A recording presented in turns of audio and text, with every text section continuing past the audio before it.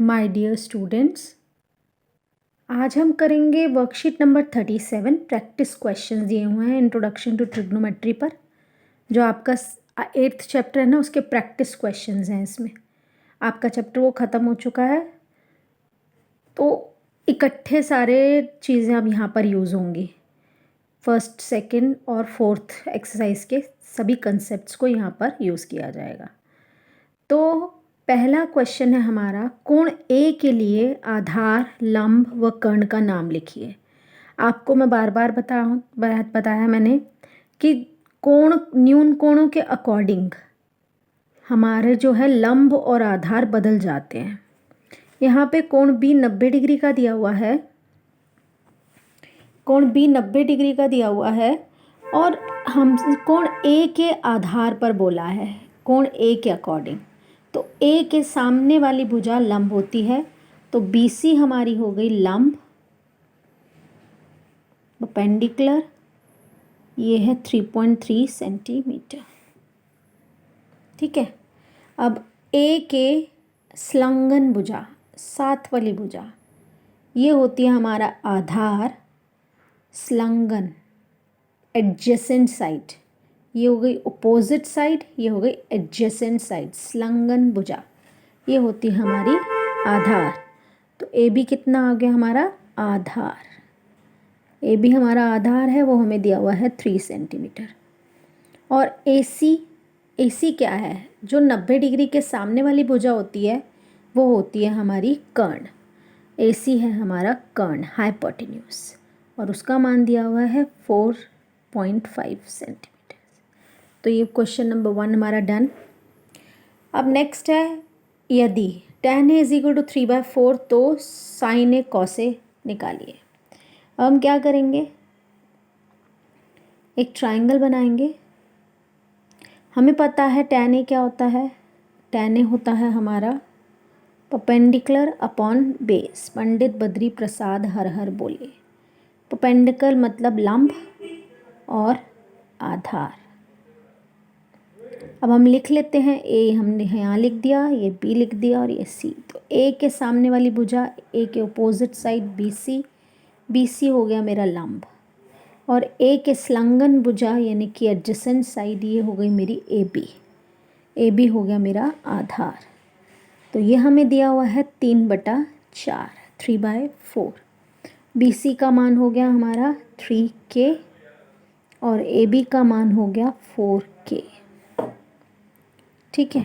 अब हम इस ट्राइंगल में पाइथागोरस थ्योरम लगाएंगे।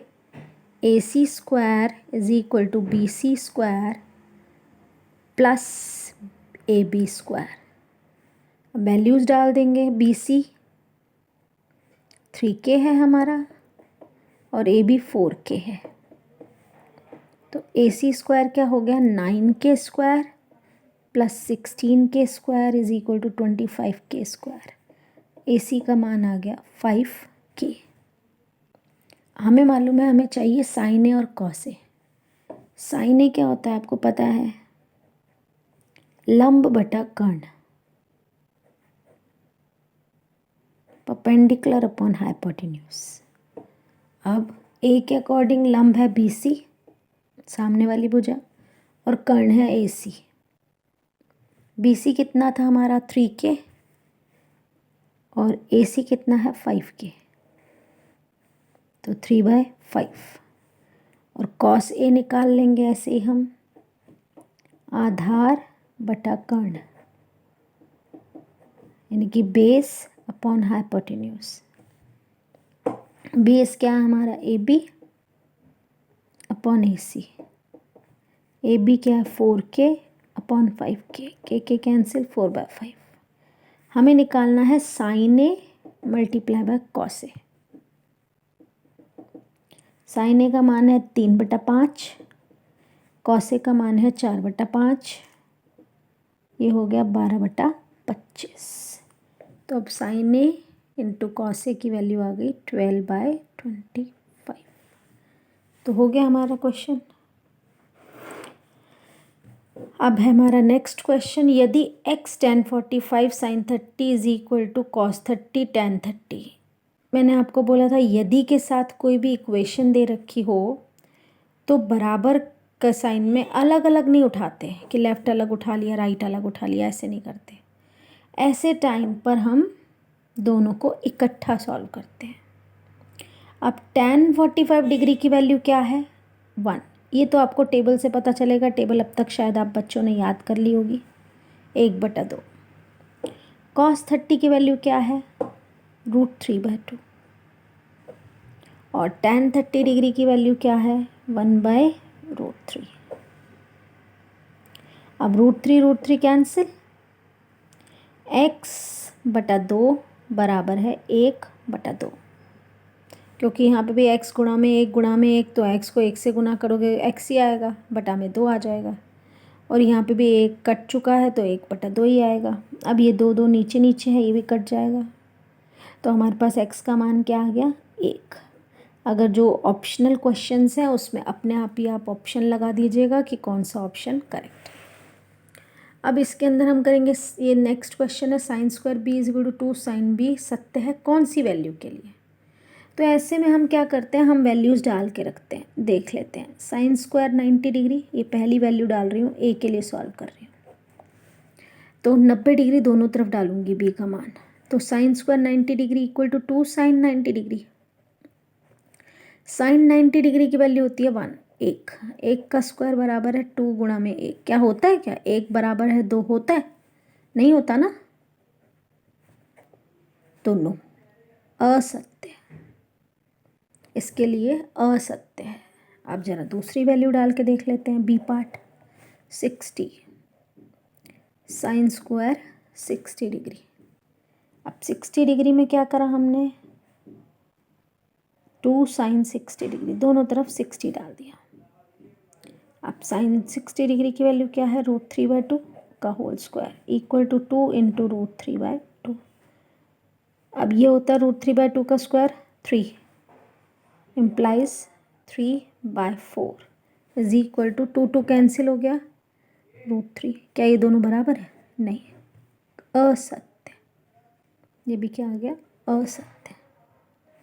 अब अगला प्रश्न कर लेते हैं। अगला पे वैल्यू डाल देते हैं c की 30, तो हम डालेंगे sin² 30 डिग्री = 2 sin 30 डिग्री। अब sin 30 की वैल्यू होती है हाफ, 2 sin 30 डिग्री, 2 कैंसिल, ये हो गया 1/4 और ये हो गया 1। क्या 1/4 1 के बराबर है? नो, ये भी असत्य। अब हम लास्ट वैल्यू डाल देते हैं d, sin² 0 degree = 2 sin 0 degree. आपको पता है sin 0 की वैल्यू 0 ही होती है, तो ये भी 0 आ गया। 2 × 0, ये भी 0 आ गया। 0 = 2 × 0, दैट इज़ 0 = 0 सत्य। यानी कि जो हमारे को इक्वेशन दे रखी थी वो किस मान के लिए सत्य है? b के मान 0 के लिए सत्य है। अब हम ये प्रश्न करेंगे, इसमें हम क्या करेंगे, आपको दिख रहा होगा इन दो वैल्यूज़ में 5 कॉमन आ रहा है जी, ठीक है, 5 कॉमन ले लिया। tan² a - sec² a + 1। मैंने ये आइडेंटिटी में देखी लग रही है, पर नहीं, थोड़ी उल्टी है। थी तो हमारे पास sec² a - tan² a 1, और यहाँ पर दिख रहा है tan² a - sec² a, तो साइन चेंज है ना, तो 1 की जगह क्या हो जाएगा? -1। tan² a - sec² a किसके इक्वल हो गया? -1 के। अगर ये बात नहीं समझ में आती तो माने कॉमन ले लो, माइनस हमने इसमें से कॉमन ले लिया, -5 हो गया। तो ये जो है कॉमन जब लेते हैं तो चिन्ह बदल जाते हैं, ये माइनस का हो गया हमारा, और ये जो है ये प्लस का हो गया, +1। अब ये हमारा 1 होता है, -5 × 1 + 1, तो -5 + 1 क्या हो गया?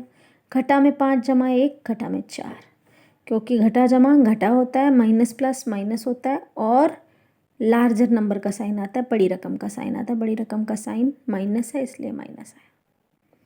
चलिए अब अगला प्रश्न करते हैं। यदि साइन = हाफ, देखो इसको आप है ना वो ट्राइंगल बनाकर फिर कर्ण लंब वगैरह तीनों निकाल कर वैसे भी कर सकते हो। मैं आपको ना इसमें थोड़ा सा एक आसान तरीका और बताने जा रही हूँ। कि जब भी आपकी वैल्यूज़, अगर ये तभी कर पाओगे जब आपको वैल्यूज़ याद होंगी। मुझे याद है कि हाफ वैल्यू साइन के टेबल में आती है।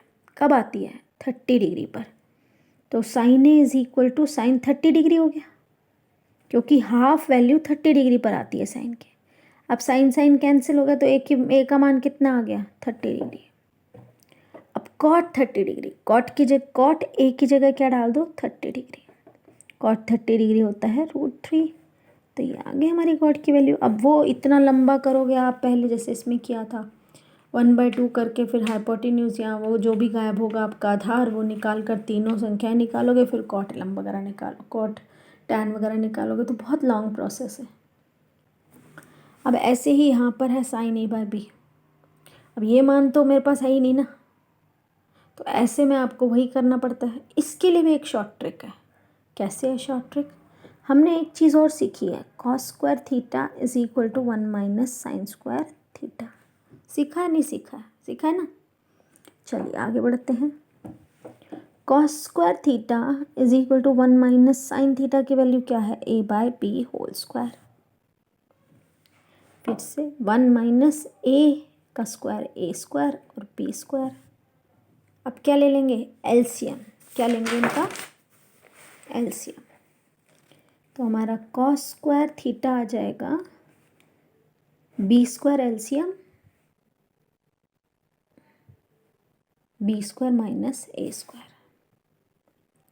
अब हम लगाएंगे, यहाँ से स्क्वायर हटाएंगे तो उधर क्या हो जाएगा? वर्गमूल, square root b square minus a square, और नीचे वाले का b हट जाएगा, क्योंकि अकेला जब होता है ना 2 बार तभी बाहर निकलता है, ये नहीं, इसमें से b बाहर नहीं निकलेगा, ये भी बाहर नहीं निकल सकता क्योंकि बीच में माइनस है।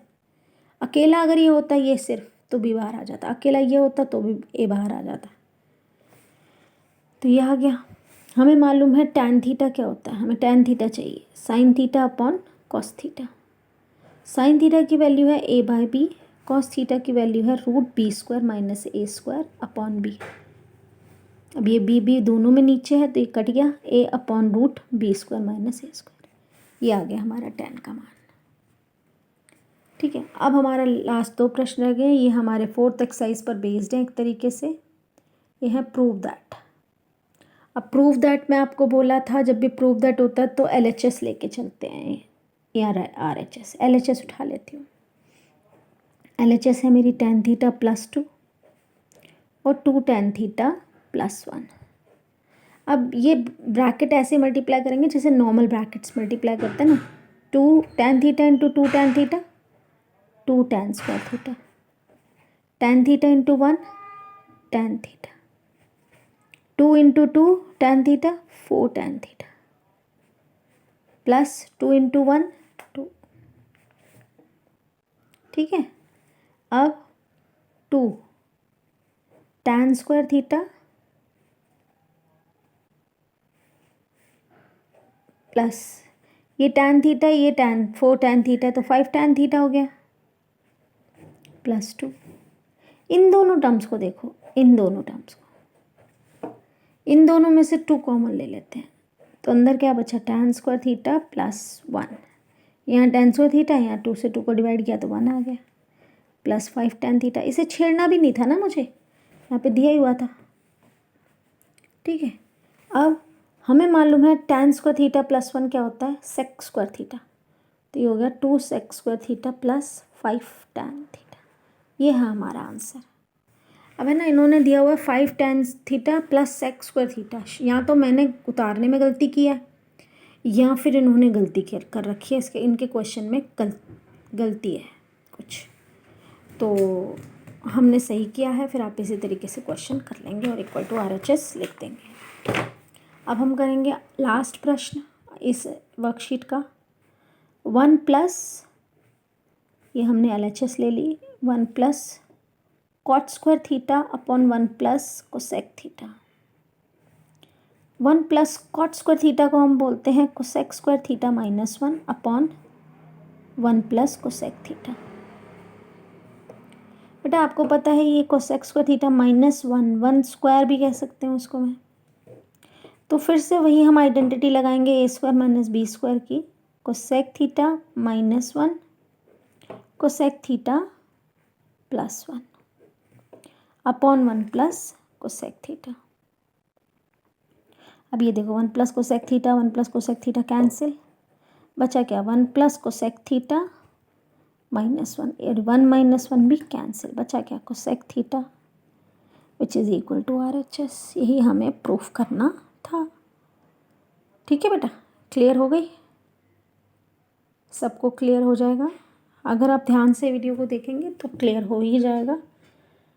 आप लोग ध्यान से वीडियो को देखिए कीजिए और इसे सॉल्व करने की खुद कोशिश किया कीजिए। आज आपका ये चैप्टर 8 चैप्टर जो कि बहुत इम्पॉर्टेंट है, मिनिमम 8 मार्क्स का इसमें से पेपर ज़रूर आता है, तो ये आपका आज कंप्लीट हो जाता है। इसको आप एक्सरसाइज वाइज बुक में से भी करते रहिए। ठीक है, कल मैं 8.4 के क्वेश्चंस अपलोड कर दूँगी। ओके बेटा, थैंक यू, बाय। और वर्कशीट को जल्दी से जल्दी करके भेजिए पूरी वीडियो सुनने के बाद। ओके।